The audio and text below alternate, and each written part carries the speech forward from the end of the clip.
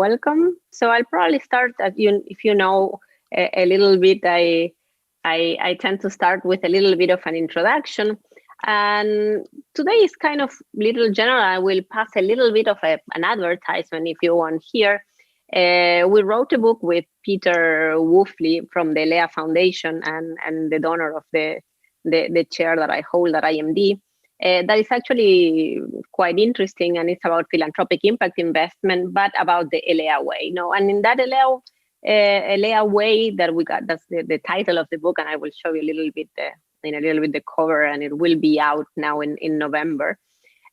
One of the chapters, and I feel that it's also an interesting chapter, precisely talk about governance and how effective governance mechanisms and how supervisory boards are really important levers for impact organizations. And it's really a challenging area.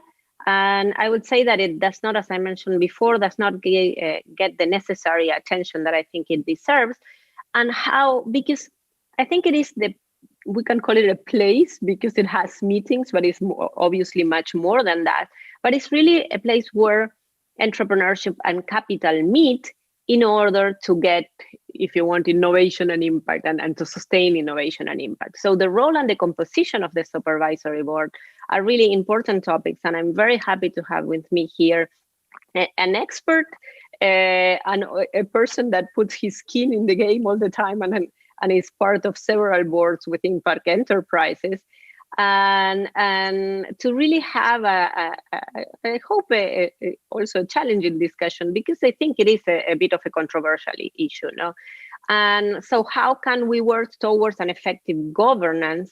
I think the challenge that we are going to try to address today. So as I mentioned the book, I will show you a little. I hope you like the cover. And some of the questions we pose in this book, in this chapter that I mentioned. And if you're interested, you can write to me later an email, and I will send you a copy once the book is up, 18th of November. But one is, if the impact enterprise has a governance model in which the supervisory function is separate from the executive function. If it doesn't have it, does it plan to have it, and when and how it's going to be done? And we're going to talk a little bit about the how today a lot. How do you choose the right type of board? And if it has a board, what is this board really in a position to add value, to provide the right advice, guidance, and sometimes challenge decisions, but also contribute to risk mitigating and check and balances, and how that thin balance works. Another question that we have in the book, and we'll discuss a little bit, is the role of the board just legal compliance? Is it just getting financing? What is the role, and watching out for risks, or complemented? So what is the role of the board, and how can we really make it a true board that enhances value and sustains impact? Is there an agreed board agenda? Do we have a clear agenda? And is it relevant for the success? And even how do we measure success? And we'll ask Jan-Maarten today, what is a successful relationship in an impact enterprise between board and CEO, if you want, or founder? And do board members have relevant skills? So what is specific about the board members? And do they spend sufficient time? Because sometimes if you look at, sometimes you get these very famous characters in social enterprises that you got in touch, but do they have the time, the will, and really to add value, and how involved they are? And is that really an important issue? And then how are the board members selected? And do you think about diversity? Do you think, and I think again, this is where our speaker has a strong position on some very interesting points of view that he's going to discuss with us in 2 seconds or 2 minutes. And as you know, to finish up, I always get a little bit of logistics. So in the bottom of the screen, you have the Q&A, and all the questions will not go through the chat, but through the Q&A. And the idea is to have really a conversation. So please participate, ask poignant questions, ask anything that you feel will be useful for you or the people you know. And if you see a question from somebody else that you like and that you think is relevant, click on like. So if you click on the like, that question will pop up in the screen and I will see it with more votes. So I can post those questions and I will be interrupting a little bit in the conversation, Jan-Maarten, to ask some questions from the audience. And Patrick Reichhardt, the research fellow at the center, you know him already, will be also supporting us with a Q&A if there are quick questions that he can answer, or that if you want that he could also reply to you. So just to introduce you a little bit more formally, so we have with us Jan-Maarten Mulder, a founder and CEO of Summer Capital, but also a board member of several impact enterprises. Two of them that I'm going to mention today is Root Capital and Digital Divide Data, where he actually chairs the governance committee. You know, so we are going to talk a lot about governance and how you structure that governance. So I think these roles and driving a little bit from his experience and with examples will enrich on the conversation. Now, he is an investor with a background in senior leadership positions in global banking and natural resources. He previously led ABN AMRO, 45 billion commodities units, and Trafigura, corporate finance and treasury functions, where he raised more than 20 billion of capital, oversaw investments, and initiated CSR and ESG improvements. So as an investor, he invests in early stage technology companies in North America and Europe. He's currently based in the US. This is why it's 4 p.m. and I think 10 a.m. in the US. And he's sorry, I lost a little bit track of thought. He's actually from Netherlands, and he lived in the UK and South Africa, also here in Switzerland, and has been involved in business across the world. So thank you so much for joining us. And I would like kind of to start with an initial question. If you can tell me a little bit more about yourself and about your journey that brought you into the advisory boards of impact enterprises, and why did you get involved with a topic like governance of impact enterprises? And thanks for being here with us. Thank you, Vanina. It's great to be here. Thank you for that.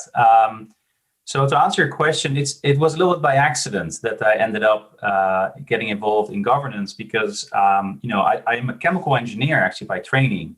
So I don't really have the background to really think about governance.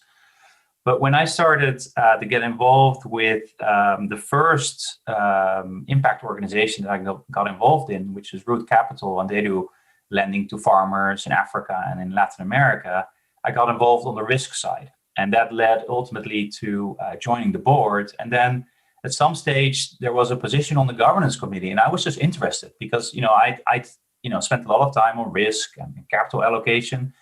But I started to realize that actually governance is like a strategic element of a board. And so I volunteered to join that committee.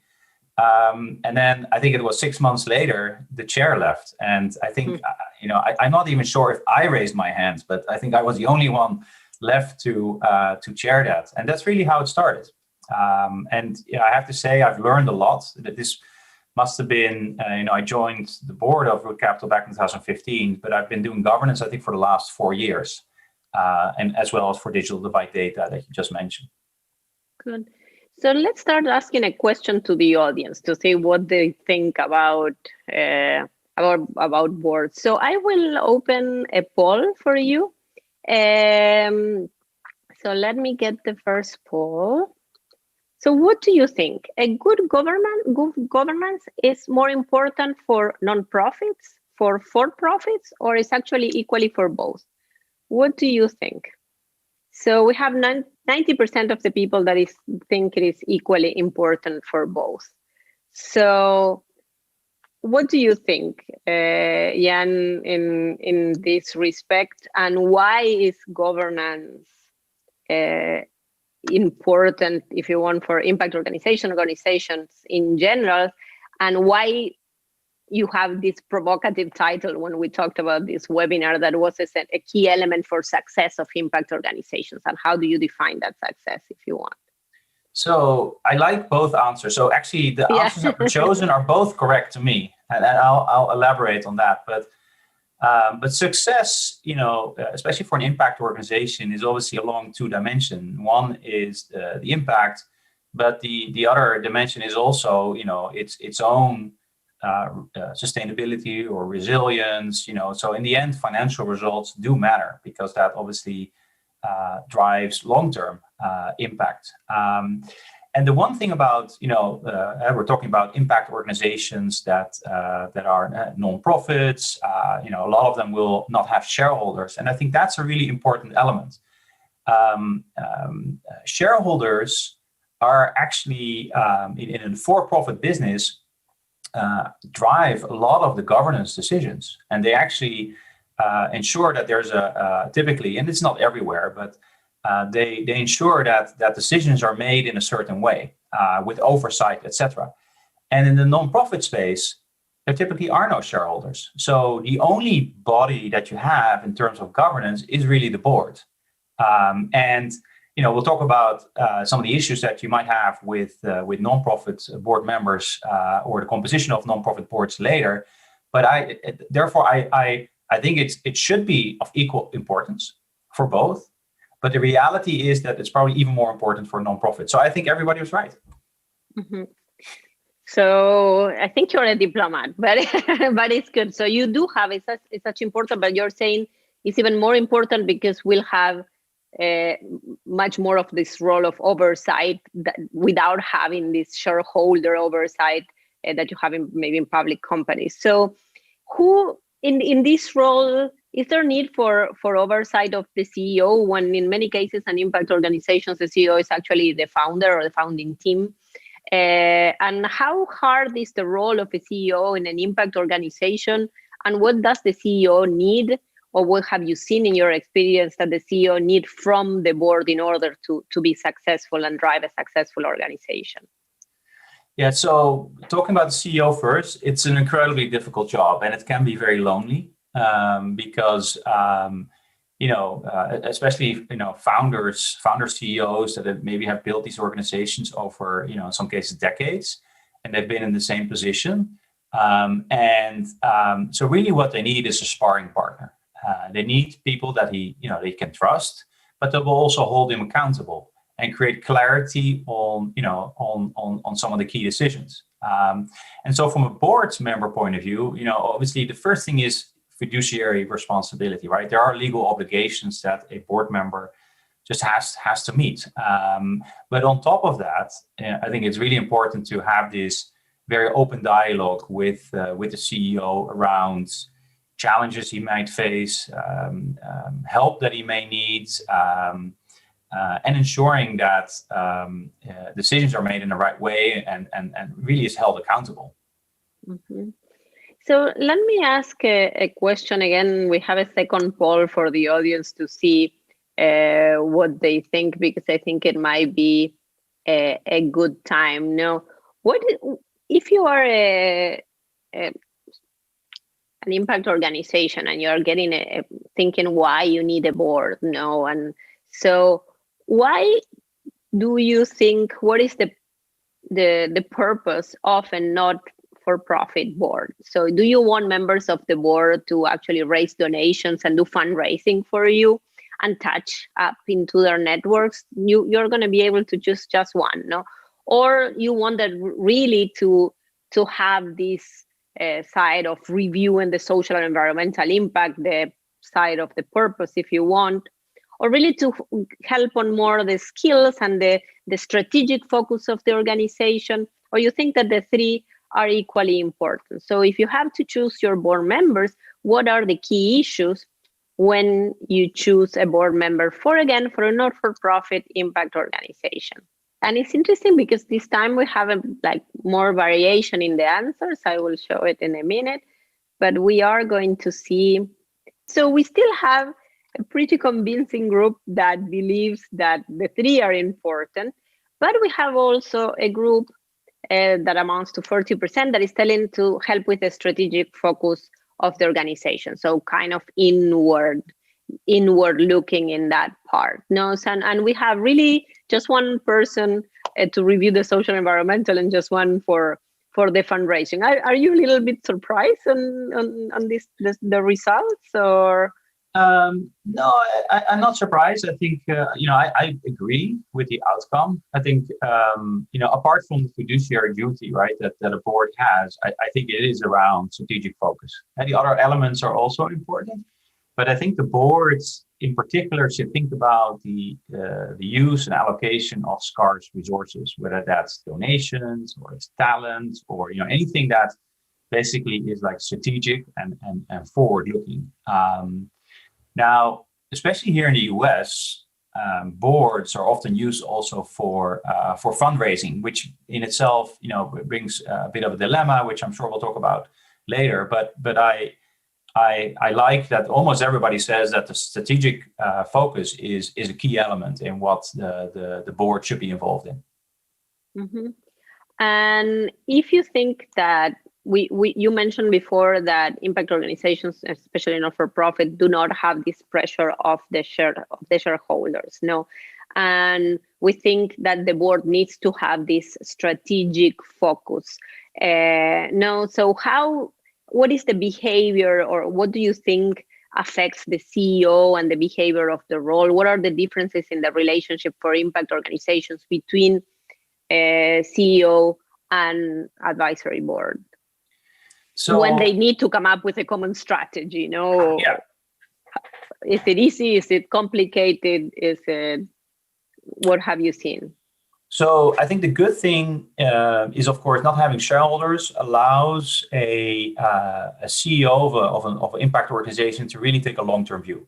So I think that's really good. It doesn't have the pressure of quarterly earnings and things like that. So that's really good.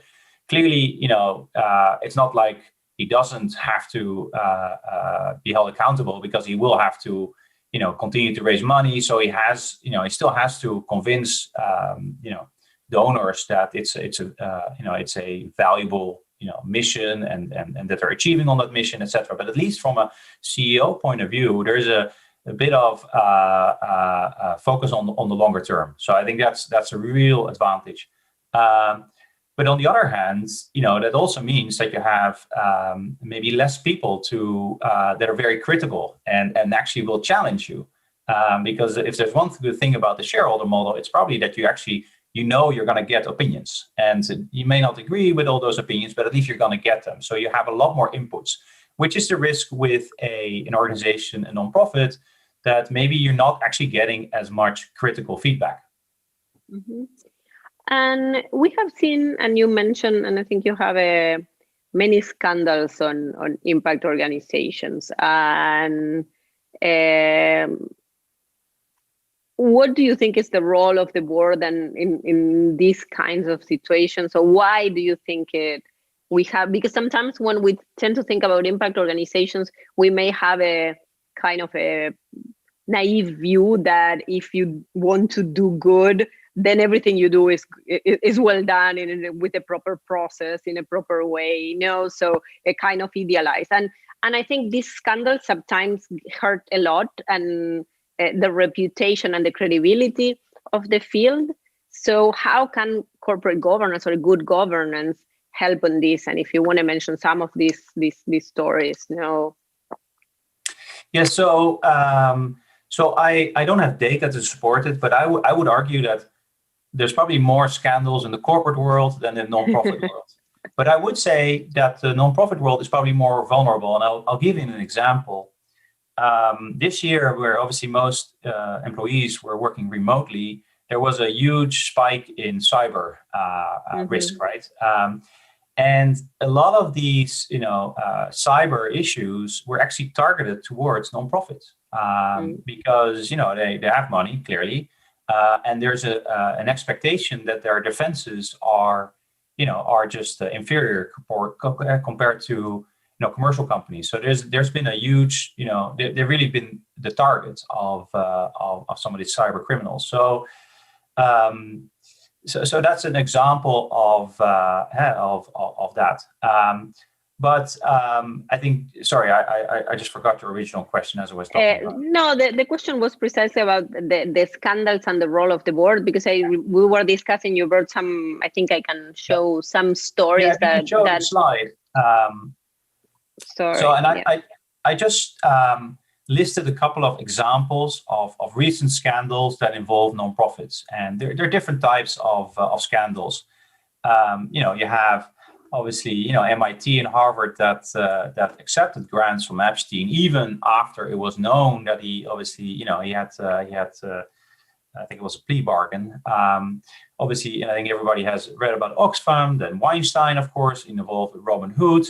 I included the Armstrong here because obviously that the Armstrong scandal was many years before that, but just to show how long it takes for an organization like Armstrong, which had or Livestrong, which had such a strong reputation, it takes years to recover from an issue like they had with Armstrong, obviously taking steroids and other forbidden chemical medicine. And the last as well is that obviously the More charitable organization, one of the probably most sophisticated foundations, basically ended up as victim of a scam. And really what sort of all these things together points to weak governance. So questions were not asked, processes were not in place, or maybe they were in place, but they weren't actually followed and tested from time to time. Mm-hmm. And I think that's where governance plays a very important role. And how do you create a board that is able to deal with these tough issues? Like, okay, one of our main donors is in a sexual scandal and pre-bargain, or may not get indicted because it was before the current situation. But how do you get to have those tough conversations and sometimes say no to money that is highly needed? What is the key component on board governance to actually be able to react to these kinds of things? Well, the key job of a non-executive board member, because that's what we're talking about, is ask questions. So you have to make sure that the right questions are being asked. And the way to do that is to ensure that you have real diversity of thought, that you have different perspectives, different experiences, different skills, so that the collective group is able to ask the right questions. And of course, you can assist by being up to date with some of the trends in boardrooms, etc.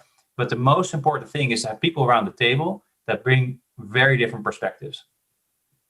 So let me introduce then the topic of diversity. You mentioned diversity of thought, and I know we talked about diversity in boards, and it's kind of also a hot topic these days. And on research, we're starting to be signs that more diverse boards actually perform better and avoid group thinking. But we're talking to you. I don't know if I can call you middle-aged. I think you're not necessarily a middle-aged white man. We are a white man from Europe, but. So, and a lot of the examples you said he for the CEO. So we have a tendency to have board members that are white males. So how do you drive diversity? What do you look when you look at these boards? And I know that this is a topic very dear to you because you get to work on the composition of boards. Yeah, so I'm part of the problem, and I hopefully I'm a dying part of boards going forward, or at least that the proportion goes down, because I fully agree with you, and I've experienced it myself. Diversity in every different dimension actually helps the conversation, and I think what you want to avoid, which here in the US can happen, is that boards, given that many boards certainly here in the US are focused on fundraising, is that you end up basically with a indeed middle-aged white male board that is overseeing a business that may not be their expertise and may not even happen in the countries that these people have experience in. So I've been very focused on this at both Root Capital and also Digital Divide Data on increasing diversity. I think I'm not the only one. I think we all truly believe that is important. But the key thing is you need to have the conversation at board level, measure where you are, and set targets. And how do you set those targets and how you are proactive? Because sometimes it's hard to pick the right people, or And I get many times, I think, I cannot find women for this, or I cannot find a minority, or I cannot find a certain specific profile that will fit our needs. And especially sometimes if you look in your group of friends or your close circles, we tend to like the people that are like us. No. So how do you do this proactively to really be able to have these different points of view and thoughts? So basically, it's more work, and so I don't want to use the word hard here, but it's basically more work. It basically means you have to look in more places, and you're absolutely right that an issue is often that people are looking in the circles of the existing board members. Well, that's only reinforcing, the issues that you may have already. So the key thing is building a very broad pipeline for board members. So keeping track of people that could be board members ready now or maybe in a few years, start having conversations, but also using, external platforms. So I know there's more, but there's a UK-based board placement or board recruitment platform called Neural. They have super discounted rates for nonprofits. And so for both organizations, they have been able to find people that we did not know about. And interestingly, some of those candidates that we found through Neural, they didn't even know about the organizations that we were recruiting for. So that's a great way to basically go beyond your existing pipeline. And certainly for people that are interested in joining non-profit boards or even for-profit boards, I think it's a great way to at least be on the radar screen. And for example, to get younger generations, I think Elko is Neural, providing the link neural.com. Yep. Thank you, Elko. Yeah. And if you want to get younger generations, because sometimes also you get middle-aged or retired people. And I think we will talk about the view of the CEO too, because sometimes that can give a kind of a sense of security. You get people in certain period of their career. But do you see also looking for age differences? We see sometimes in corporates now having shadow boards with younger generations, with millennials, etc. Do you see boards being more diverse in that way too? Yeah, so I think that's an area that's lacking still. I think it's very important. We have a focus on it with one of the two organizations, but we haven't yet been that successful. One thing that we have done is that we've created the technology advisory board where we've onboarded some people that are maybe representing that view, and then the idea is that could translate into a board member role. But the thing is, and we talked about this before, it's not that you need to have more than one, because if you want to have true diversity of thought, then you can just not, bringing one person doesn't help. You need to have at least two people that can represent that view to have a real good conversation. Yeah, there is research on gender diversity on boards and even in C-suite. And if you have just one woman sitting at the table, you usually get spoken over, and you need two or even three to really have those voices heard and push for change, where they lead actually part of the change in the strategic positioning. No, By the way, if I can comment on that it also highlights how important it is to ensure that the board agenda is not too full, because really what you want to have is a conversation where all the views are represented. So I've been on boards, not necessarily the ones that I'm involved in now, where basically it's a presentation from management for 3 hours, and it should really be maybe half an hour presentation. If we're talking about a 3-hour typical board meeting now via video, should be a half an hour presentation. It should be 2 hours plus of just conversation and exchanging of views between board members. And since you're talking about conversational agendas, I always, when I have my own board, I know I'm not an impact organization, but when I have to set up that agenda, it's always a headache, because you don't want to feel like you are just telling the stuff that you've done for oversight, and you really want that conversation and that forward-looking board that will help you steer to a strategic decision. So how do you create a right agenda, if you want, for what is a good meeting? What would make a good board meeting in your view? It depends a little bit, per organization, but also the phase that it's in, because sometimes, maybe there's a crisis has to be dealt with or not. But the way I've seen it done successfully is by one, always asking for feedback after every board meeting. So every board member and management, of course, to provide feedback on what, how things have gone, and using that for preparation for the next one. And probably the key thing there, and that's really a governance task, is to set guidelines. So to make very clear what the rules of board meetings are. And that's around how many slides, how much time, when the materials are distributed. They need to be distributed at least a week in advance for people to have a proper conversation, but also to set rules for board members. Basically, you have to say, listen, you have to show up, you have to read all the materials, don't ask any questions that are covered in the materials. And, I like that, that you have agreed that you can be called out if it was actually in the materials, right? Because then people will actually read it. But also that your participation should be forward-looking and strategic. Mm-hmm.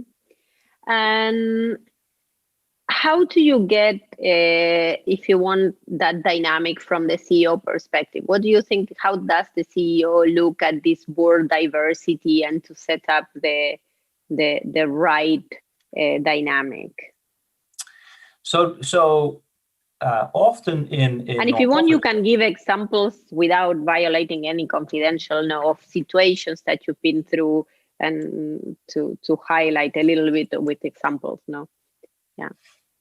So often I think it's the case in for-profit as well, but to a lesser extent. But certainly in the for-profit world, a CEO is often very involved, and he should be involved.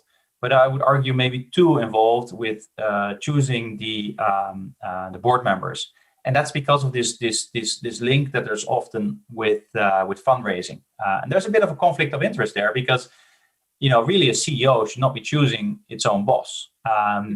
So the key there is to create a process that is board-led, where the CEO has an important input and is part of that, but ultimately it should be a board decision who joins the board. And doing that actually requires a lot of time, because it basically means that board members in their spare time are, building a pipeline, tracking it, having all these interviews, and then, presenting candidates. And, I know from experience, it can be a lot of time, and, nonprofit board members are not compensated. So you're basically doing that as a volunteer.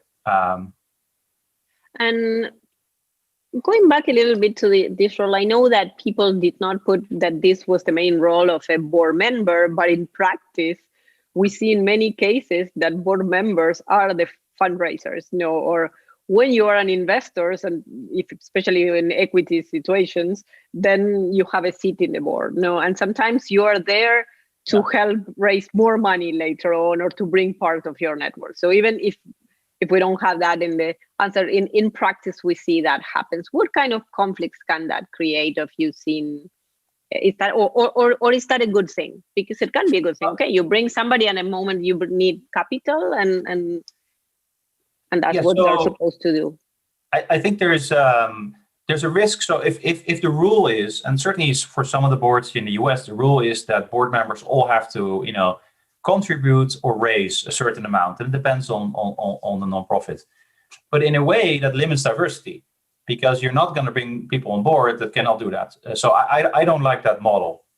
I do like that we can at least state that every board member has contributed. But for me, that could be $1, right? At least, but it should not be a minimum amount. And in fact, I think the trend here in the US is that, and maybe elsewhere as well, I just don't have the data, is that the major donors, so the donations that are, 1 million plus from the big foundations here, they don't actually ask for a board seat. They do their due diligence, they provide the grants, they typically do not have any restrictions. But part of their due diligence is looking at the governance of the organization. Is the organization being overseen by people that are capable of overseeing that? And so, do you see differences between US boards and the rest of the world? I should ask you. You probably have more data points, but I think that the focus on fundraising is definitely something that is very much a key role of the board here in the US. And I think that's less in Europe. Is my assumption. Yeah, I think it's a little less, but there is still pressure here, and I think it is a bias on the way that board members are chosen in certain way. Things are changing because there is more money available now, and I think the field is growing, and there are more sources, and there is also more information of where to go for financing. So, but I think before the board members also brought part of that information, of where to go for, and also brought reputation and trust. But maybe following that thought, I think there's a case to be made, I think everywhere, that if you just look at nonprofits, right? It's I don't think it was his original term, but he mentioned it a lot in his book. This is Reynold Levy, who was the former chair of the Lincoln Center in the US. He's like the godfather of nonprofits, and he talks about that if you think about how the economy works or the world works, you have business, you have government, and you should not underestimate what is being done by nonprofits and impact organizations without a for-profit goal. And but these are governed by volunteers. So they have an incredible amount of impact on everyday life, but they're being governed by volunteers. So I think there's a case that there almost has to be like a group of professional nonprofit board members to ensure that that is governed in the best way possible and optimizing for success. We have a question from Sarmad asking, one of the criticism with not-for-profit or not-profit is that unlike the private sector, there is limited consolidation, which could result in more stronger and effective organizations. What is the role of the board in nonprofits? What can be done better in nonprofits for? Yes. I think the advantage of a nonprofit is that you actually take into account in a natural way all your stakeholders. I think generally the for-profit world can learn from that, especially here in the US, that it's not just shareholders, but you should think about all stakeholders, and that's actually good for your shareholders also in the long run. But you're right that nonprofits certainly have often the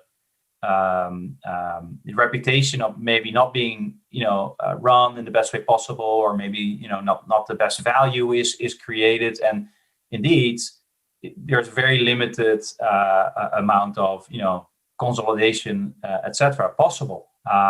So that's definitely something that at board level, you need to have people from the private sector that bring that view and bring that level of questioning and constantly asking, are we the right ones doing this? Or are there others that are out there that are better? Should we learn from them? Should we join them?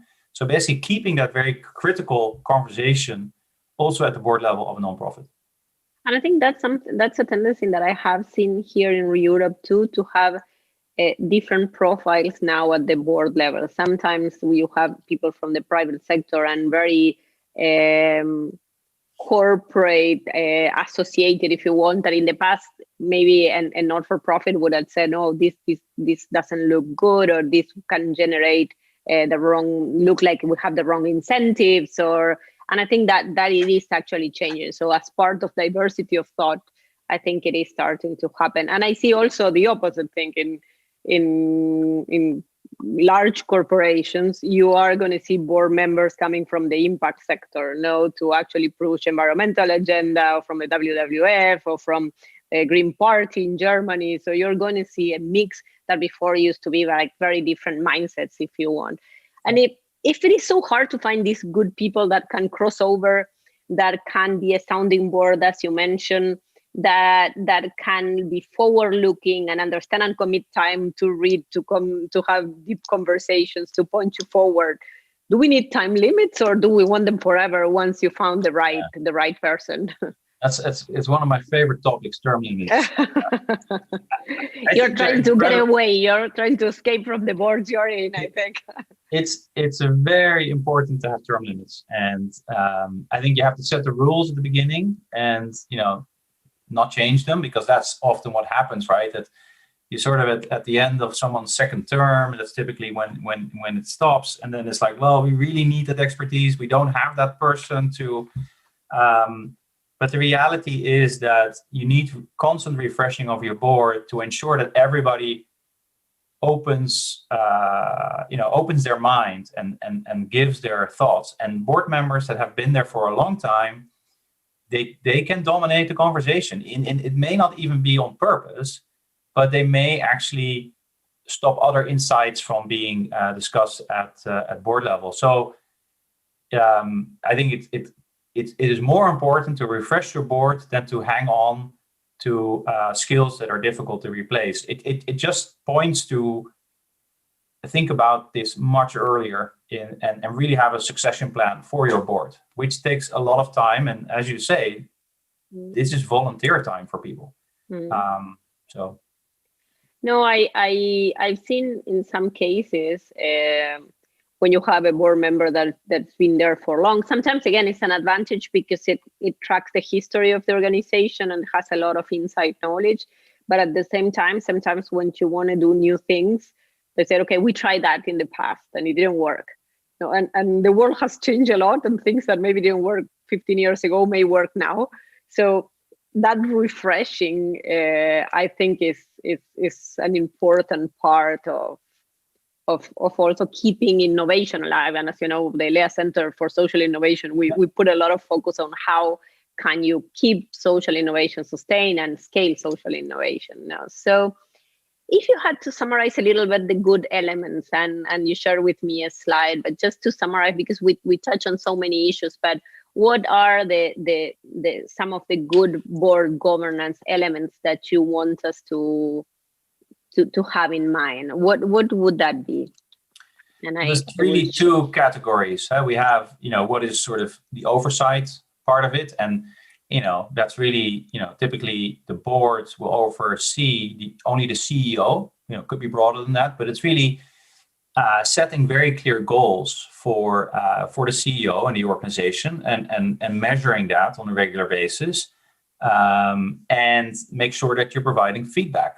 I think I mentioned that a CEO job is pretty lonely, but it's so important to give them feedback so that they at least have a conversation with, and typically there will be a delegated part of the board that does that, but that there's a conversation around how things are going. Because in that relationship, the CEO is also able to share his concerns, his issues that he faces day to day. And that's really important because he probably doesn't have many other people he can discuss that with. The next thing is succession planning. You cannot start succession planning early enough. It's a tough conversation often for CEOs because they don't really want to talk about who's going to succeed them, because they're going to be around, maybe for a very long time. But the conversation does two things. One, if something God foreseen happens to the CEO, at least you have a plan. Who can step up. So it's sort of the emergency succession planning. And the other thing is, having a conversation around succession is actually a great way to build on skills of the levels below the CEO. So you can have a conversation around, well, if you would be gone, who would take over? And then you can actually come up with a development plan for the people that have been identified as ready now, and maybe also in the future. So it's a great way to develop the whole organization. And the last thing on the executive oversight, and I just put some examples here, I'm sure there's many others, is just ensure that key processes are in place and actually tested. For instance, whistleblowing. And then the other aspects is obviously, board related. How do you know that the board is actually effective? That's around, we talked about it, agenda materials. You have to ask people constantly, but also do like a more thorough effectiveness assessment. Diversity is key, term limits, recruiting, do background checks, really important to do. That's did you have an experience there? On board members, but also on major donors. manage conflicts of interest, be transparent about it. What are the conflicts? And also that's something that we've introduced for one of the boards that I'm involved in, is we actually make a board engagement plan. So we basically sit down at the beginning of the year and we say, well, with every board member, and we say, listen, this is 2020. These are the goals of your organization. How are you going to contribute? And that could be anything. It could be from, providing their insights, leveraging their network, etc. But at least we know what they're going to spend their time on. And at the end of the year, we basically check and we say, okay, did it work out? Did it not work out? Etc. It's a great way to get people actually even more engaged with the organization. Right. So when we talk about board members, and we are talking a lot about the good times, but sometimes the board is even more useful in times of crisis. In those situations, the role to recognize and help the executive team acknowledge and sometimes even accept the crisis. And obviously, if we think about COVID crisis, is now relatively obvious, but sometimes other crises too. Is the board can be, again, as a sounding board that you were saying, and can also have that sense of urgency, but can also be part of I would say, we call it in the book with Peter, calm optimism. Bring a little bit of optimism and long-term view and support in times of crisis. So if you, what do you think, what have you seen happening maybe now in COVID, or what is the role of the board during a crisis? Yeah, I like the term calm optimism because I think it's important. And I would distinguish between two crises here. I think you have internal and external. And I think external crises like COVID, calm optimism is really important, and you should be a sparring partner. Ultimately, it's the management team that has to, solve the issues. That's their job, but it's the board's role to be a sparring partner and to think with management and maybe test some of the assumptions on whatever plan that they're going to execute on. I'm fortunate that both Ruth and DDD have been able to perform really well through that crisis. But being there and having additional calls and really being that sparring partner, I think is really important for the CEO. Now, crises that are generated internally, I think that's a tricky one because that happens sometimes, right? There could be internal issues that could end up in executives certainly not agreeing, etc. And I think that's an area where, as a board, you have to be mindful that every organization will have those issues from time to time, and you have to keep your ears on the ground and engage with other members of the management team and figure out if some of these issues are boiling to a point where you have a real issue. And I've seen examples of where boards, all the signs were there, but they didn't pick it up and they didn't act on it. And that can be very disruptive because that can be very demotivating for staff. It can be, you can lose valuable talent. So you have to be mindful that there will be issues along the way which are internal, and you have to try to spot them and address them early on. And some of the scandals that you actually mentioned, for example, the Oxfam scandal, these were very damaging kinds of things that were internal and that should have been caught, and how do you have that ear on the ground? How do you create that relationship? And you mentioned these whistleblower mechanisms, etc. But how do you create that close relationship? Sometimes if you're sitting in the US and the impact organization, I don't know, is in Africa or in Latin America, how do you get to really know what is happening internally in the organization, and you just don't sit and wait for the 4 or 6 times that you meet in a year and read just the documents you are served, if you want, by the CEO? Well, you have to actually visit the offices, which is hard now, but you have to have a direct line of communication with people outside of the executive committee, and also without the executives being present. I think that's really, really important.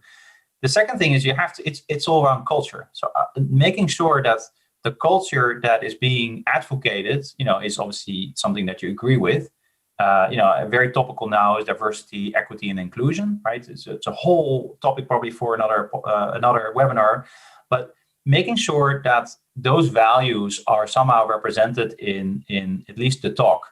But then you have to also make sure that that actually is implemented and that people believe that. And so that can be done by indeed visiting, but also making sure that there is mechanisms where people can report.